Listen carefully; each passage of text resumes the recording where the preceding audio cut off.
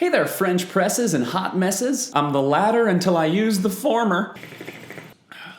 I bought this. Hey there, everybody, and welcome to another episode of Coffee Time. My name is John, and today I want to talk to you, how do I start this? So having a Christian YouTube channel with some subscribers and being a person who travels around the country to speak, I live somewhat of a public life, and I definitely live a very public ministry. But I also know that my tiny little platform is nothing compared to the size and the scale of the platform and influence of some of the most notable or known celebrity pastors or religious leaders in the world. And I don't want to make this a video about bashing all celebrity pastors, because I think there are so many out there that actually use their platforms in very responsible and God-honoring, Christ-centered ways. And so this really isn't a video about bashing or praising Christians who have a platform, because let's be honest, there has always been hypocrisy, there has always been corruption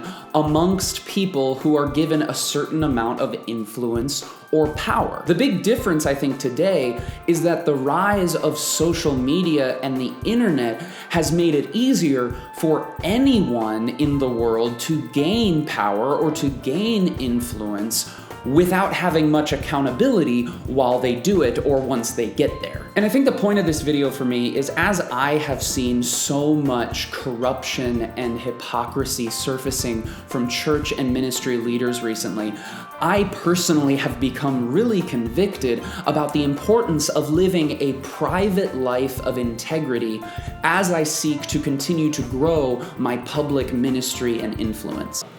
Oh, so good. They double cup me. And as I've been processing and praying over this for myself, I kept sort of hearkening back to this advice that a mentor recently gave me, where he said, your public/professional ministry should always come from the overflow of your private or personal ministry. If I'm being completely honest, when I am at my best on this channel, it is when the videos that I'm making are coming from the overflow of my personal devotion and pursuit of a relationship with Christ. It's when I'm pursuing Christ in my private life and in my private devotion time. And out of the lessons that I'm learning there, or out of the things that God is speaking to me there, out of that, I then create videos, or I then go and speak on a stage. When I'm at my worst, I know I have a video coming up, or I know I have to go and give a sermon, and I feel this pressure to produce content, and so I just sort of create something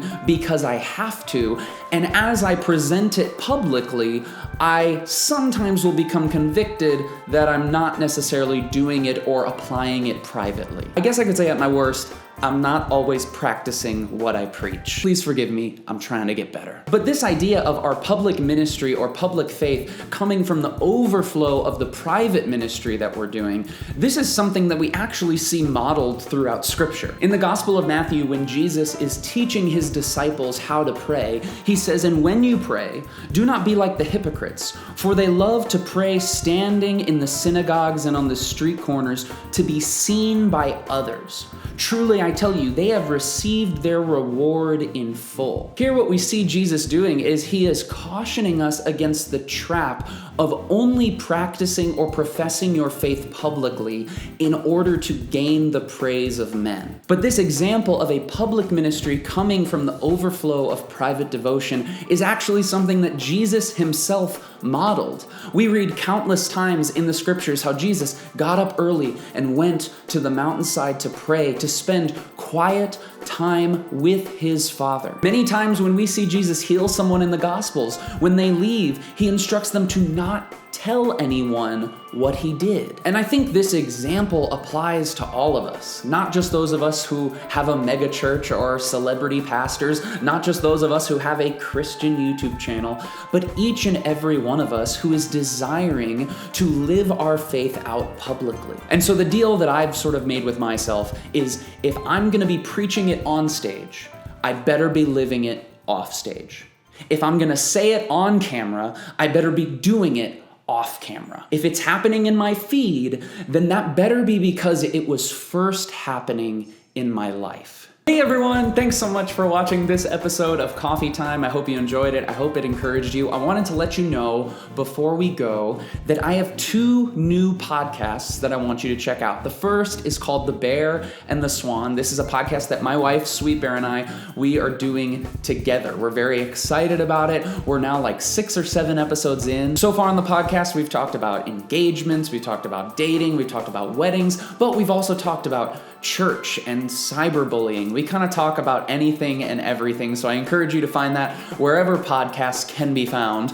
Also, I want to let you know about my new podcast, Media High. Media High is another long-form conversation podcast between myself and my good friend Chris. We talk all things media. We've talked about overconsumption of media. We've talked about celebrities. Obviously, these are 2 very, very different podcasts on which you will find content and conversations that are very different than what you will find on this channel. And so if you're interested in either of those, please go and check them out on Spotify, Apple Podcasts, wherever you get your podcasts. I promise you, you're gonna enjoy them. All right, friends, that's all I have for you today. Thank you again for watching. I love you all. We'll see you next week for another video. Keep being awesome.